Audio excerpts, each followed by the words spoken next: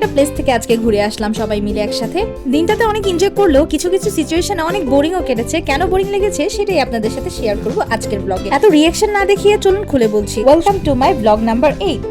ঢাকায় তো ফার্মের মুরগির মতো ঘরের মধ্যে চার দেওয়ালে বন্দি থাকতে হয়। শুধু কাজে যাও আবার আসো, কাজে যাও আবার বাসায় আসো, একটা রোবোটিক লাইফ। এরকম পরিস্থিতিতে যদি গ্রামে ঘুরতে যাওয়া হয় তাহলে কি আর ঘরে বসে থাকতে ইচ্ছা করে? আমি তো গ্রামে গেলে এরকম গাছের চিপা চাপা দিয়ে ঘুরতে থাকি। তো গাইস দেখুন আমি কতগুলো করলা তুলে আনলাম মাত্র। আমি যদিও করলা খাই না, কিন্তু তুলতে ভালো লাগে, পাকাগুলো সহ তুলেছি।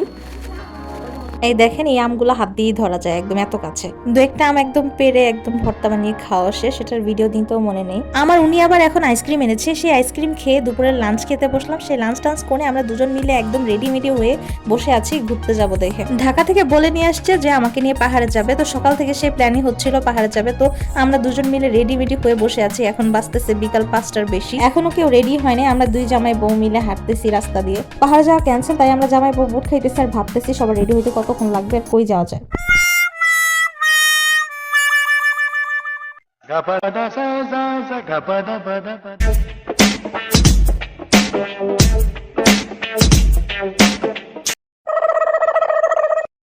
হ্যালো এভরিওয়ান, এই যে দেখতে পাচ্ছেন গ্রামের রাস্তা দিয়ে আমি হাঁটতেছি।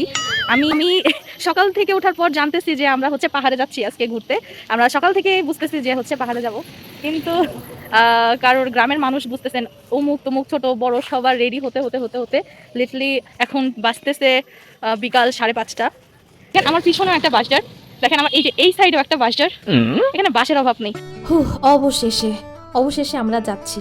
দেখেন সূর্য অলরেডি ডুবতেছে। আমরা লুইস ভিলেজ একটা পার্কে যাচ্ছি। গ্রামে যাব ঘুরতে আর কোলে একটা দুইটা এমা বসবে না, এটা তো হইতেই পারে না। যেখানেই যান ভাই, শান্তিতে একা একা গাড়িতে বসে বাতাস খাবেন তা তো হতে দেওয়া যায় না। মাঝে মাঝে আপনার নিজেরও কোলে উঠতে হইতে পারে। এইসব কথা এখন বইলা লাভ নেই। আমরা চলে আসছি হচ্ছে লুইস ভিলেজ পার্কে। এমন সময় আসছি আপনাদের দেখানোর মতো কিছুই নেই। সবাই বের হচ্ছে আর আমরা কেবলমাত্র প্রবেশ করতেছি। এখানে এক জায়গায় লেখা লুইস পার্ক, আরেক জায়গায় লেখা হচ্ছে লুইস ভিলেজ রিসোর্ট। এর সামনে হচ্ছে গাড়ি পার্কিং এর ব্যবস্থা আছে, আর ভিতরে ঢুকলে দেখবেন সুন্দর একটা ওয়েলকাম লেখা, আর পাশে আছে হচ্ছে টিকিট কাউন্টার। এখানে মাথা পিছু প্রতি ছোট বাচ্চাদের জন্য হচ্ছে 50 টাকা, আর আমাদের বড় বাচ্চাদের জন্য মানে বড়দের জন্য হচ্ছে 100 টাকা করে টিকিট। ছোট বাচ্চা বা ফ্যামিলিদেরকে নিয়ে এখানে খুব স্বাচ্ছন্দ্যে আপনারা ঘুরতে পারবেন, কারণ হচ্ছে ছোট বাচ্চাদের জন্য অনেক রকমের রাইড আছে এখানে। বাচ্চারা গিয়ে অনেক আনন্দিত হবে। তাছাড়া এটা রিসোর্টের মতো অনেক বড় জায়গা, তো এটা একটা রিসোর্টও পার্কের পাশাপাশি, তাই হচ্ছে বড়রাও এখানে খুবই আনন্দ বোধ করবে। বিয়ে শাদীর প্রোগ্রামও এখানে অ্যারেঞ্জ করা হয়, কারণ আমি আসার সময় একটা ব্রাইড দেখেছি। আসলে আমি অনেক কিছু দেখেছি কিন্তু আপনাদেরকে দেখাতে পারছি না। নেক্সট কখনো গেলে আরো সুন্দরভাবে দেখাবো, কারণ এই সেই সবার জন্য ওয়েট করতে করতে আমাদের সন্ধ্যা হয়ে গেছে, আর এই জন্য এত কিছু ভিডিও নিতে পারিনি, ফোনেও চার্জ ছিল না বেশি। তো একটা কথা হচ্ছে নিশ্চিন্তে বলতে পারি যে হচ্ছে আপনারা ফ্যামিলি নিয়ে এখানে খুব স্বাচ্ছন্দ্যে ঘুরে যেতে পারবেন, কারণ জায়গাটা এত বড়, এত পরিমাণ রাইড আর এত সুন্দর, আসলে আমি বলে বোঝাইতে পারবো না।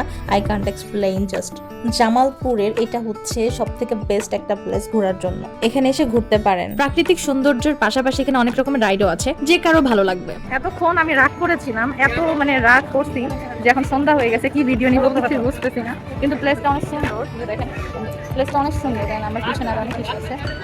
আমার খুব এই ট্রেনটাতে উঠতে ইচ্ছে করতেছিল, কিন্তু বড় বাচ্চা নট অ্যালাউড। তারপর আমরা সবাই মিলে হচ্ছে গাড়িতে উঠলাম গাড়ি চালানোর জন্য। আসলে এটাও বড়দের জন্য অ্যালাউ না, এখানে বাচ্চারা যেন ভয় না পায়, তাই বড়দের সাপোর্ট হিসেবে উঠানো হয়।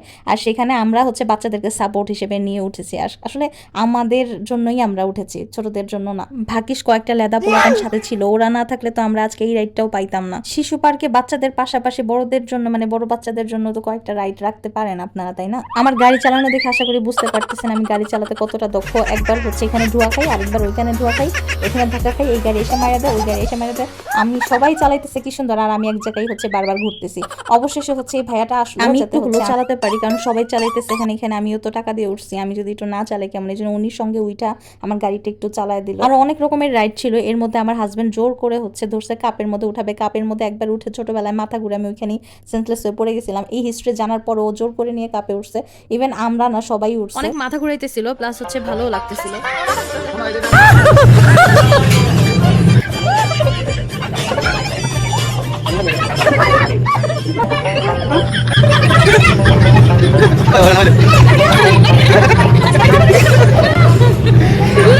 আমার তো এই 2টা রাইডে উঠে আমার 14 গোষ্ঠীর নাম ভুলে গেছি, মাথা টাথা ঘুরে আমি অস্থির হয়ে গেছি। আর এই পোলাপানগুলো একটু পর পর এইটার পরে ওইটা, ওইটার পরে এইটা, নানান রাইডে উঠতে চাইতেছে। কেন রে বাবা, তোদের কি মাথা ঘুরে না নাকি? ওদের ঘোরা দেখে আমার মাথা এমনি এমনি ঘুরতেছিল, আর আমি বাসায় কখন যাব সেই ওয়েট করতেছিলাম। অবশেষে ভাগ্যিস কেউ একজন বলল পার্ক নাকি এখন বন্ধ হয়ে যাবে, তো দ্রুত আমাদের হচ্ছে ভাগতে হইতেছে। তো আমরা হচ্ছে সবাই এখন বাড়ির উদ্দেশ্যে রওনা দিতেছি। অনেক টায়ার্ড গাইস, কি পরিমাণ ঘেমে আছি। হ্যাঁ, আমার ভিডিওতে অবশ্যই আপনারা সাপোর্ট করবেন।